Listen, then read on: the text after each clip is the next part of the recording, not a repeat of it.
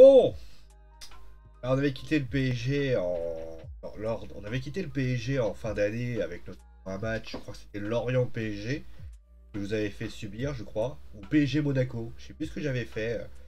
PSG avait gagné ce match je crois, sur le score de 2 buts à 0 avec un magnifique but de Kylian Mbappé. Et je sais que certains. Alors, je sais que quand vous êtes supporter parisien, vous avez plusieurs aspects il y a ceux qui sont pas contents du jeu, il y en a qui essaient de trouver des coupables à ce qui se passe. Et puis il y a ceux qui voient les problèmes. Et il y a ceux qui se cachent en se disant, premier, ils ont réussi quand même une belle épopée européenne d'après certains, ils seront prêts en février, et ainsi de suite, et ainsi de suite. Mais je suis désolé, alors peut-être que je vais paraître très ingrat, et je sais que certains supporters parisiens vont encore dire que je m'acharne sur eux, que je suis casse-couille, compliqué. Mais il y a une réalité par rapport à ça. Alors oui, je vais commencer tout de suite par le dire. C'est vrai que le Paris Saint-Germain, au vu des actions, au vu de ce qui a été proposé, le PSG a quand même tapé 2 fois sur le poteau et tout ce qui va avec. Sauf que, on parle du PSG, on parle de Lyon. Et donc forcément, ça prête quand même matière à inquiétude. Bon, en tout cas, salut tout le monde. En tout cas, on va revenir sur ce match qui a donc donné le match nul puisqu'il y a eu un but partout entre le Paris Saint-Germain et l'Olympique Lyonnais. Le choc bien évidemment de cette journée. On va commencer comme à chaque fois avec les compositions d'équipe. Nous avions donc tout simplement Anthony Lopez dans les buts pour l'Olympique Lyonnais. Les Lyonnais qui donc étaient privés notamment de pas mal de joueurs au niveau de la CAN. Notez d'ailleurs que Lucas Paqueta lui avait réussi à revenir notamment par rapport au Covid, clairement le Covid n'a pas arrêté le Brésilien et qui a finalement fait plutôt un bon match d'ailleurs. Défense à 3 avec Da Silva, Boateng et Loukeba. A noter d'ailleurs que Jason Denayer, lui, était forfait pour ce match. Donc ensuite nous avions deux joueurs sur les côtés avec Emerson et Léo Dubois. Guimarães et Maxime Cacré dans l'axe. Bon là bien sûr pour la récupération. Ensuite, nous avons pas de Toko Ekambi, ni même de Islam Simani, puisque les deux sont à la CAN. Que Paqueta et donc de l'autre côté Oussema Aouar sont sur les côtés. Devant, nous avions l'inévitable Moussa Dembélé. Du côté du Paris Saint-Germain, on se retrouve donc avec pas mal de joueurs qui sont soit covidés, blessés ou alors à la CAN. Keylor Navas, lui, dans les buts. Donnarumma, lui, est forfait à cause du Covid. Défense à 4 avec Colin Dagba qui lui remplace Achraf Hakimi qui lui est parti à la CAN. Marquinhos Kipembe, d'ailleurs que Sergio Ramos lui n'a pas joué ce match. Nuno Mendes lui a été préféré à Juan Bernat. Et ensuite un milieu de terrain composé donc pas de Idrissa Gana Gueye puisque Idrissa Gana Gueye lui est parti à la CAN. Et donc il y a Idrissa Gueye, bien sûr que Abdou Diallo lui aussi a été emmené à la CAN. Que Gana Gueye, Paredes, Verratti et Herrera. A noter d'ailleurs, et enfin en attaque, pas de Messi covidé, et également donc pas de Draxler blessé. Kurzawa, lui, même si plus, a également été blessé. Et donc une attaque avec Jorginho Wijnaldum, Kylian Mbappé, et enfin Mauro Icardi, puisque Angel Di Maria, lui aussi, est covidé, donc ne pouvait pas jouer ce match. Et devant, donc j'ai dit Mauro Icardi, pour ainsi dire. Alors, qu'est-ce qui s'est passé durant cette rencontre? Eh ben, il s'est passé que ça s'est passé très très vite, puisque les Lyonnais ont tout de suite pris la dragée haute, puisque, eh bien, Aouar va tenter de donner une frappe en retrait et une mauvaise passe de Paredes. Il va récupérer la balle, il va tenter une frappe, et c'est Keylor Navas, donc va récupérer la balle et la détourner, et l'envoyer pour faire parade décisive. 10e minute, nous avons une ballon du côté parisien, Mbappé qui centre pour Icardi. Petit pivot qui remet en retrait, frappe de Herrera qui passe juste à côté. Et là, à la 8e minute, encore une fois, on ne sait pas trop ce qui s'est passé. C'était un corner parisien. On se dit tout simplement que les choses vont se passer tranquillement. Et à ce moment précis, on a Paqueta qui, avec un ballon en profondeur de Guimarães, récupère le ballon et tente une frappe croisée. Et ça finit au fond du filet, 1-0 pour l'Olympique Lyonnais du côté du Paris Saint-Germain. D'ailleurs, quand on regarde le début de la rencontre, malgré le fait qu'il y a quand même une possession de balle du côté parisien, on est quand même en droit de se dire que les occasions quand même les plus nettes sont quand même lyonnaises. Et ensuite, on a, à un moment donné, un petit temps, les Parisiens remettent le jeu, les Parisiens se créent quand même deux petites occasions intéressantes, et puis à la 24e minute, grosse occasion, Herrera qui trouve Marquinhos et tente une frappe du gauche, Anthony Lopez qui était bien placé, détourne la balle d'une belle claquette. Et ensuite, eh bien, Loukeba est à deux doigts de mettre un coup contre son camp, que Mbappé réussit à quelque chose, 42e minute, une frappe de Mbappé qui part directement sur le poteau. Alors, Paris domine cette première mi-temps. On voit qu'ils ont quand même les occasions les plus tranchantes. Il y a un poteau, etc., etc. Mais il y a une réalité aussi, c'est que l'attaque parisienne peine à retrouver des situations, chose que les Lyonnais ont. C'est-à-dire que par leur qualité de contre, et ben finalement, je vais mettre un peu mon truc à droite, comme que je trouve que vous pouvez mieux voir. On a tout simplement, eh bien, les Lyonnais beaucoup plus incisifs, beaucoup plus dominants, beaucoup plus forts dans les actions et dans le dernier geste pour essayer de trouver des occasions. Et c'est vrai que c'est quelque chose de réaliste. Et concrètement, la deuxième mi-temps, il va y avoir la balle de match de Dembélé qui va avoir une frappe qui finalement va sur Navas. Mbappé lui tente une frappe, bon ça passe pas. Et 76e minute, c'est là qu'on voit peut-être les changements. Michou qui rentre, Paredes qui est sorti. Michou qui donne le ballon à Thilo Kehrer, frappe de Kehrer qui finalement trompe Anthony Lopez. 82e minute, un coup franc du côté de Kylian Mbappé qui tout simplement ne réussira pas à marquer. 93e minute, et c'est la fin du match. Le PSG certes a dominé. Certes, il y a eu des occasions côté parisien, mais on peut pas dire la vérité. On peut dire une chose, le PSG n'a pas convaincu. Le PSG a une nouvelle fois été décevant. Et malheureusement, il faut le dire, dans ce marasme parisien qui est quand même dans un marasme très compliqué, eh bien les Parisiens, il n'y a que Kylian Mbappé et Marquinhos, et à la limite Keylor Navas, qui ont répondu présent, puisque les autres joueurs n'ont pas été à la hauteur, pour ainsi dire. Alors, on va commencer tout de suite avec l'Olympique Lyonnais, les Lyonnais qui donc, eh bien, a réalisé une belle rencontre. Le système lyonnais, en tout cas, était très intéressant, ce système en 3-5-2, qui notamment a posé pas mal de problèmes à la défense lyonnaise, à la défense parisienne. On a eu notamment aussi peut-être un problème, une belle étreinte aussi du milieu de terrain, notamment surtout en première mi-temps. On a vu notamment des Parisiens, un peu à la manière de ce qui s'était passé contre City, contre... De toute façon, le Paris Saint-Germain, le vrai problème de cette équipe cette année, c'est l'équilibre entre l'attaque et la défense. Et surtout, le milieu de terrain. Là où le milieu de terrain parisien était considéré il y a quelques années comme l'un des meilleurs milieux de terrain de France, même d'ailleurs le meilleur terrain de France avec Thiago Motta, Blaise Matuidi et Marco Verratti, aujourd'hui, ce Paris Saint-Germain-là, eh bien, nous avons des équipes au milieu de terrain qui sont bien plus structurées, bien plus forts.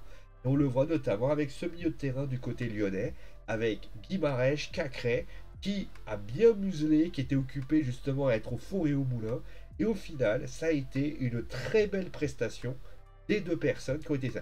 Certes, au fil du temps, ils sont redescendus, ils ont eu des difficultés à faire sortir les ballons. Mais même dans les difficultés un peu grandes, ils ont quand même réussi à se créer des occasions. D'ailleurs, est-ce que ce jeu pourra être possible? Oui et non. Oui, parce que finalement, face à des équipes joueuses, Lyon va pouvoir, avec sa rapidité, avec ses courses, avec ses contres, avec etc., vont pouvoir concrètement se procurer des occasions. Et s'ils sont assez réalistes, ils vont pouvoir réussir à gagner les matchs avec un petit but, etc. Sauf que, pour le dire, l'équipe lyonnaise, elle a malgré tout quelques défauts. Elle est quand même friable défensivement. On a encore vu, même si défensivement l'équipe a quand même été assez solide, on a vu que quand les Parisiens mettaient du pressing, accéléraient, on va dire, si clairement Mbappé, parce que je ne parle pas des autres Parisiens, je parle de Mbappé, et les deux poteaux de Mbappé rentrent, aujourd'hui le match c'est pas le même. Donc il n'y a pas grand chose pour que ce match, qui est aujourd'hui un match plaisant du côté des Lyonnais, avec notamment l'approche tactique de Peter Bosz, avec notamment des joueurs créateurs, Oussem Aouar, Lucas Paqueta. On peut noter aussi un milieu de terrain qui a quand même été intéressant, surtout en première mi-temps. Défense qui a bien muselé les Parisiens, et notamment, même si ça a été Mauro Icardi, mais on a vu quand même à Mbappé en difficulté, certes un peu esselé, mais qui a quand même fait des choses. Et aujourd'hui, est-ce que ce système-là, face à des équipes qui vont leur laisser le jeu, est-ce qu'ils seront capables de pouvoir produire cette qualité, cette approche tactique, et ainsi de suite. Donc là, je suis dans l'expectative. Alors après, peut-être que vous allez me dire, bah oui, ils pourront parce que ce sont des bons joueurs, parce que... euh, mais aujourd'hui, je pense que le Paris Saint-Germain, que l'Olympique Lyonnais, le match nul n'est pas immérité en soi pour les Parisiens parce qu'ils se sont créés comme les occasions les plus franches. Mais quand on y pense bien, il y a quand même, du côté lyonnais, encore des choses à réajuster. Je pense que Lyon est sur la bonne voie. Lyon fait des choses intéressantes dans ce match. Mais c'est pas contre Paris que Lyon perd des points. Parce que perdre des points contre Paris, malgré le fait, la honte, ce qui a été passé, au final, on se dit, là où ils doivent pas perdre de points, c'est pas sa baisse. Que finalement, il faut qu'ils soient bien et qu'ils puissent être solides et c'est tout ce qu'on leur demande. Voilà. Maintenant, du côté parisien. Oui, il y a un truc qui me gêne du côté du Paris Saint-Germain, c'est que les problèmes. Enfin, dire, il y a eu notamment la vidéo, et je sais pas si vous l'avez vu, la vidéo de Romain Molina. D'ailleurs, je l'avais posté sur le WordPress pour que vous puissiez le regarder. Et en fait, il nous parlait notamment de l'organigramme du Paris Saint-Germain. Et j'ai trouvé que cet organigramme était d'un fouillis pas possible. Et on avait l'impression qu'il y avait dans ce fouillis des gens compétents, Jean-Claude Blanc, notamment Sophie Jourdan, même si je ne sais plus si elle est là ou pas. Mais il y avait des joueurs, des personnes qui étaient intéressantes. Aujourd'hui, dans cette équipe du Paris Saint-Germain, je parle de l'équipe composition d'équipe sportive, qu'est-ce qu'on remarque? On constate aujourd'hui que même dans l'équipe, il y a des joueurs qui ne sont absolument pas à la hauteur du standing qu'ils doivent avoir. Il y a finalement une parcelle de joueurs qui répondent présents. Je suis désolé. Aujourd'hui, même si on peut lui tomber dessus parce qu'il n'a pas marqué, Kylian Mbappé est encore celui qui est le plus dangereux. Alors vous allez me dire, oui, mais c'est un grand joueur, il doit... Alors oui, sauf que Kylian Mbappé, c'est pas Jésus. Il peut pas ouvrir la voie de la défense lyonnaise et dire, allez, vas-y, je rentre. Si Keylor Navas c'est pas là, aujourd'hui, le PSG prend 3 buts et c'est fini. Si Marquinhos c'est pas là, la défense, elle tombe. C'est-à-dire que on a aujourd'hui, de la part des Lyonnais, des Parisiens, un manquement sur pas mal de consignes par rapport à ça. Et on le voit notamment par des joueurs qui sont d'une nonchalance assez forte, qui font des erreurs. Je pense à Paredes, qui a d'ailleurs été le flop numéro 1. Je pense à Icardi, qui a priori est là, bon, tu vois qu'il traîne son spleen. Et j'ai envie de lui dire, on a laissé partir notamment un Lensois qui s'appelle Kalimundo dans l'axe. Mais je suis certain que Arnaud Kalimundo aurait fait beaucoup mieux dans ce match avec de la volonté, avec de l'envie, avec tout ce qui s'est passé. Quand on voit notamment que Ravi Simons ou Dina Ndimbe ou Michu ont été beaucoup plus volontaires par rapport à ça, on peut se demander si un mec comme Paredes a envie de jouer au PSG. Ah, c'est incroyable de le voir dans cet état-là. Donc, après, il y a des joueurs, je peux même pas tomber dessus parce que c'est une réalité. Maintenant, bien évidemment, on va parler, ça vous l'avez forcément compris, on va parler de, euh, de ce qui se passe, et pourquoi le PSG s'en sort pas et pourquoi c'est toujours assez compliqué. Maintenant, il y a aussi une autre chose que je voudrais aussi mettre en exsangue, c'est le dispositif de Mauricio Pochettino. Qui, on va pas se mentir, a un vrai problème d'équilibre avec notamment ce milieu de terrain, qui, on va pas se leurrer, est le milieu de terrain qui a le plus de difficultés dans ce match. Mais dans tous les précédents matchs, on voit pas une équipe. Alors certes, la possession de balle est un petit peu une donnée qui est un peu cachée. Sauf que quand on regarde bien, on constate que d'un point de vue défensif, le PSG a des difficultés. Moi, je me pose une question, et je vous demande, je vous pose la question à vous aussi. À quel moment, quand vous avez Sergio Ramos on a fait chier tout le monde, on s'est foutu de sa gueule. On n'a pas arrêté de le dire. Pourquoi Sergio Ramos n'a pas été titulaire dans ce match? On avait une solution, c'est-à-dire que Mauricio Pochettino sait que on peut mettre Marquinhos dans l'axe, mais au milieu de terrain, en tant que sentinelle pour pouvoir structurer et stabiliser ce jeu. Ce truc-là, on l'a vu face à Thomas, sous le temps de Thomas Tuchel. Et ça avait plutôt bien marché. On est dans une situation aussi compliquée. Pourquoi il s'obstine là, je me pose la question. Pourquoi n'avoir pas mis Sergio Ramos? Je veux dire, alors, soit Sergio Ramos est blessé, encore une fois, et il ne peut pas jouer, et à ce moment-là, j'ai envie de te dire pourquoi il est dans le groupe. Parce qu'on a quand même un troisième défenseur. Excusez-moi, Sergio Ramos, ça va pas être celui qui va venir, qui va jouer contre le Real Madrid, il va te faire un match de dingue, et à un moment, ça va être la cool de la life. Non, pour pouvoir réussir à ce qu'il gagne, d'ailleurs que contre Vannes, il jouait pas parce qu'il a été expulsé. Donc, pourquoi il n'a pas joué ce match? Pourquoi, à un moment donné, on part pas dans un 3-5-2, ou clairement, peut-être, avec deux joueurs, un 3-5-2, avec notamment des joueurs ainsi. Est-ce qu'on peut m'expliquer pourquoi Wijnaldum joue en tant qu'attaquant droit alors qu'on a des joueurs comme Javi Simons qui peut jouer sur le côté droit et peut-être remplacer un Herrera qui sera peut-être plus donné? On peut m'expliquer pourquoi Verratti, qui lui, à un moment donné, est toujours dans le cœur du jeu, à un moment donné, peut pas être un numéro 6, sachant que c'est un peu plus son poste? Moi, je comprends pas. Je comprends pas pourquoi, par exemple, on peut pas mettre. À un moment donné, je veux bien qu'on m'explique qu'il y a le Covid, qu'il y a la CAN, qu'il y a ci, qu'il y a ça. Sauf que, avant la trêve, le match contre l'Orient, moi je suis désolé, le match contre l'Orient, le PSG fait un match catastrophique. Et excusez-moi, il y avait tout le monde. Il manquait juste Neymar. Et Icardi qui sauve son match, on ne sait par quelle planète, s'en sort. Moi, je peux vous dire une chose. Ce PSG-là, on peut tout simplement lui trouver toutes les excuses du monde.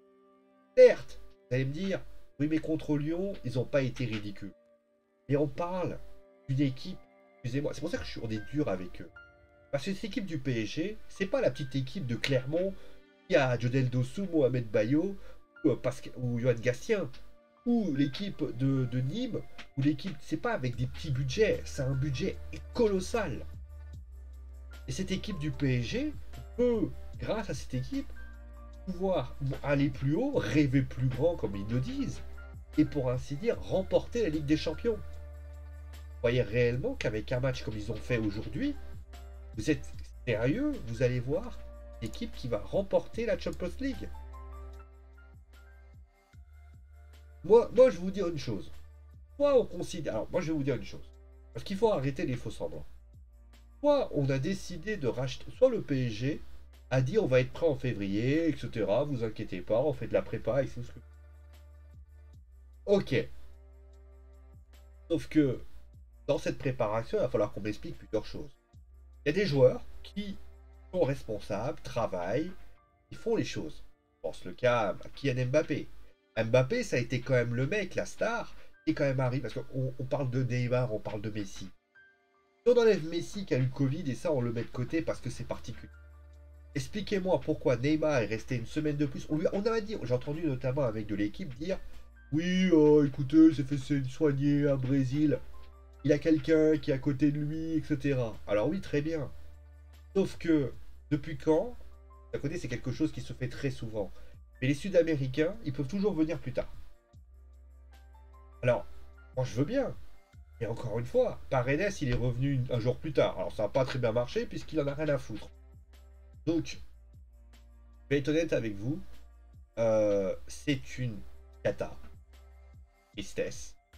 Et je sais pas si Mauricio Pochettino a la solution à tout ce qui se passe. Est-ce que clairement, il est démuni? Est-ce que, à l'image de ce qu'a raconté Romain Molina, par rapport à l'organigramme, par rapport à tout ça, le PSG n'est pas digne d'être un grand club, et il le prouve cette année, et qu'au final, finalement, cette équipe, aussi talentueuse qu'elle est, le jour où le Qatar s'en ira, elle retombera dans les méandres du championnat, parce que cette équipe n'est pas capable d'écouter.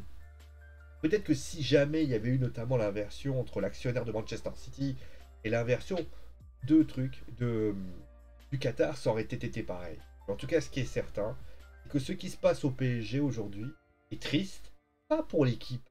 Moi, je m'en fous. Vous savez, le PSG, ils perdent de l'argent, je m'en bats les couilles, je suis pas actionnaire majoritaire du PSG. Moi, ce qui me fait de la peine, c'est tous les supporters du Paris. C'est tous ceux qui ont, certes, pas fait de déplacement, parce que vous savez que les Parisiens ont été interdits de déplacement par la préfecture du Rhône, mais toutes les personnes qui ont acheté un maillot de Messi en début de saison, ceux qui ont dit on va pouvoir rêver plus grand à vue de l'effectif qui aurait été posé. Et au final, vous voyez ça, vous imaginez, vous payez votre place au Parc des Princes, vous avez pris votre abonnement au Parc des Princes qui coûte très cher, qui est l'abonnement le plus cher de France, pour voir un tel spectacle. Moi, j'ai envie de vous dire, vous savez, dans le catch, il y a eu une histoire qui s'appelle le Montréal Screwjob. Les histoires, tapez Montréal Screwjob, vous allez voir ce que c'est. Fans de catch sauront de quoi je fais référence. Et ben, j'ai envie de vous dire, là, on est en train d'appeler le Paris Screwjob. Et j'ai envie de vous dire que les supporters qui se font tellement arnaquer, c'est inadmissible. Alors, soit les Parisiens se disent, on a un mois pour se bouger le fesse, on va jouer et on va trouver des solutions. Et peut-être que l'arrivée de Lyon était trop tôt. Et j'espère. Et vous savez quoi? Je vais vous dire une chose. Si les Parisiens réussissent 4 des matchs qui montent en puissance au fil des semaines, moi je serai le premier à dire ok, c'est bon, je ferme ma gueule. Mais si jamais ça continue, moi je vais vous dire, je serai impitoyable. Je sais pas si le PSG on le suivra encore la semaine prochaine, mais j'y bien parce que en général le PSG c'est un peu l'équipe qu'on suit très souvent. Mais si dans une semaine on devrait avoir, attendez, donnez le calendrier de la semaine prochaine. Alors, attendez, 14 janvier. Oh, 15 janvier peut-être. Voilà, on a à 21 h mardi 15 janvier le match entre le Paris Saint-Germain et le Stade Brestois. Je sais pas si je vais vous le faire parce que il y a un Marseille-Lille qui arrive le lendemain. Je vais le faire. Si les Parisiens, il n'y a pas une évolution, à ce moment-là, allez vous faire enculer. Hein. Voilà. Bon, les top et flop. Top et flop quand même, parce qu'on va pas parler non plus tout le temps des Parisiens pendant à peu près 25 minutes. Donc, nous avons Bruno Guimaraes. Alors, je sais que certains l'ont mis en flop, en top numéro 1, mais j'ai voulu récompenser Bruno Guimaraes, que j'ai trouvé très très bon dans ce match. J'ai trouvé très très bon. D'ailleurs, il était passeur décisif, notamment dans le de Paqueta. Et j'ai trouvé également aussi par rapport à Dembélé, il a fait notamment récupérer beaucoup de ballons. Il a essayé de faire des choses et honnêtement, moi j'ai trouvé très bon dans ce système-là. Le seul défaut, j'ai trouvé que quand les Parisiens ont commencé à retrouver le jeu, il a été un peu moins conquérant. Mais son match est à saluer et honnêtement, on a envie de le saluer par rapport à ça. Le deuxième que j'ai envie de saluer, c'est Loukeba. Notamment, je crois qu'il y a une frappe, notamment il y a un centre, et il met sa tête, franchement, toujours dans le dernier geste, toujours dans la situation, toujours dans le bon marquage. Franchement, moi, il m'a fait vraiment plaisir, Loukeba.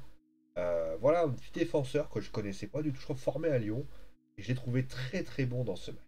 Et enfin, le deux premier, bah, c'est Monsieur Lucas Paqueta, parce que pourquoi?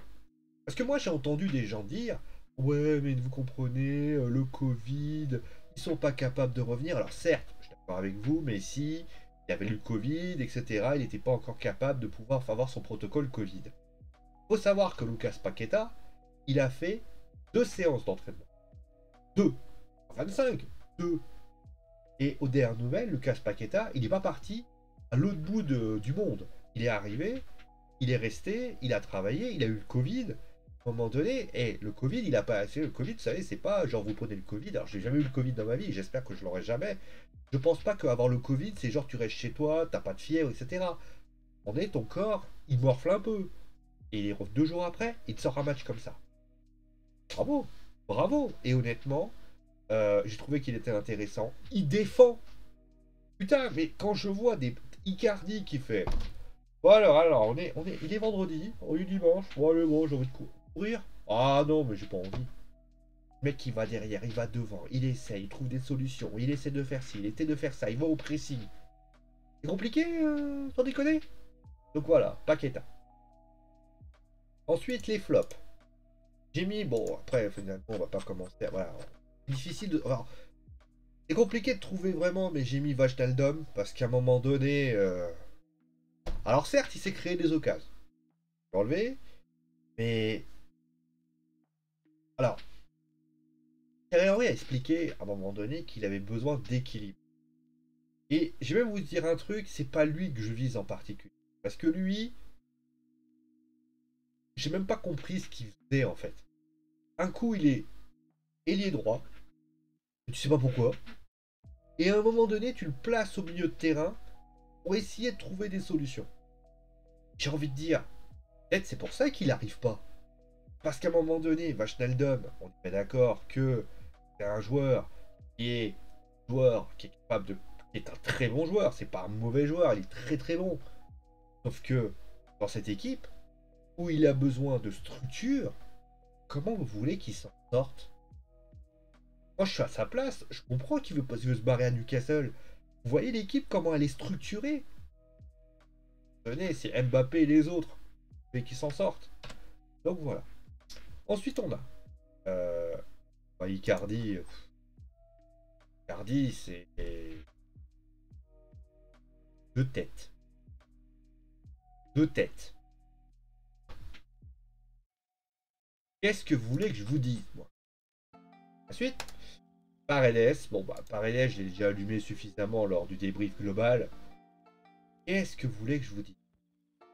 Moi, je veux bien être gentil avec Paredes parce que oui, mais Paredes, il vient de rentrer.